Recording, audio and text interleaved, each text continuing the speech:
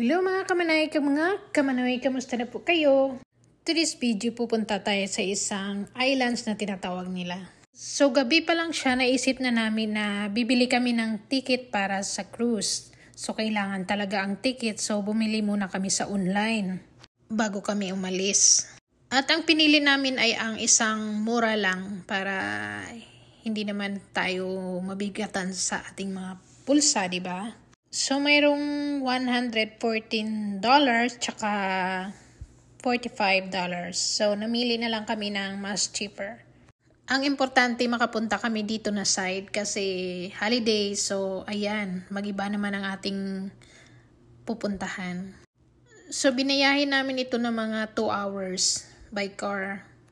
At nang makarating kami, tinatama-tama lang namin sa aming cruise na schedule. So, pagdating namin sa Kingston, kumuha agad kami ng ticket namin. Pinakita namin yung online namin na binayaran. At magpila dito kasi syempre, bawal talaga yung malilate ka kasi baka nga hindi ka na makasama o tingnan nyo ang laki ng cruise nila. So, pupuntahan natin yung 1,000 Islands. Ayan. So, dito yan sa Kingston, Ontario. So, napakaganda pala dito. So, nakasakay kami at dito lang kami sa side para naman hindi kami masyadong maimpakan ng hangin. Kasi pag nasa gitna ka na, syempre malakas yung hangin. So, dito kami sa side.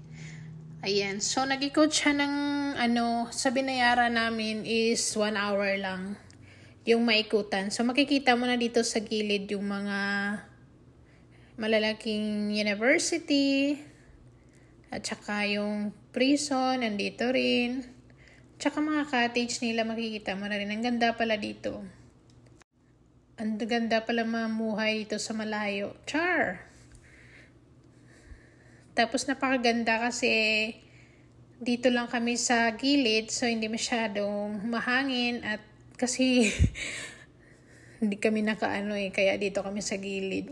Punuan na rin doon. O ayan, puno na.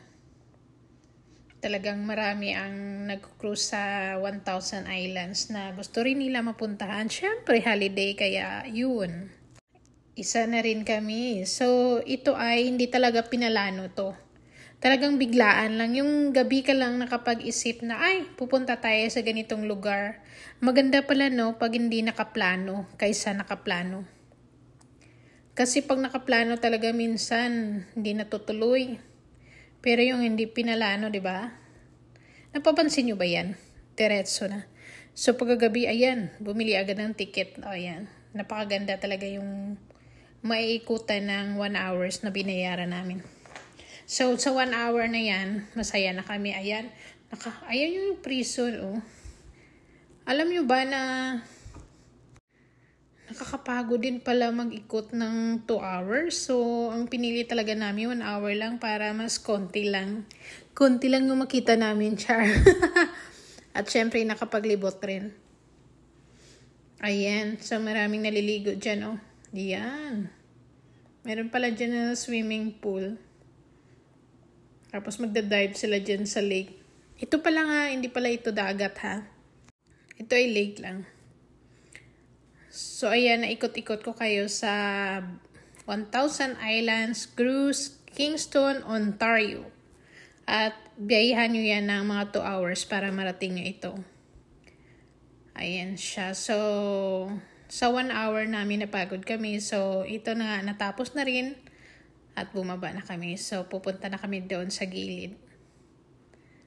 Ayan, napakaganda yung mga view. Ayan yung mga alaga. Hindi pwedeng katayin yan, ha. Kailangan, huwag niyong galawin yan. Lakad lang kayo. At ito yung choo-choo train. Makikita mo na rin yung choo-choo train dito na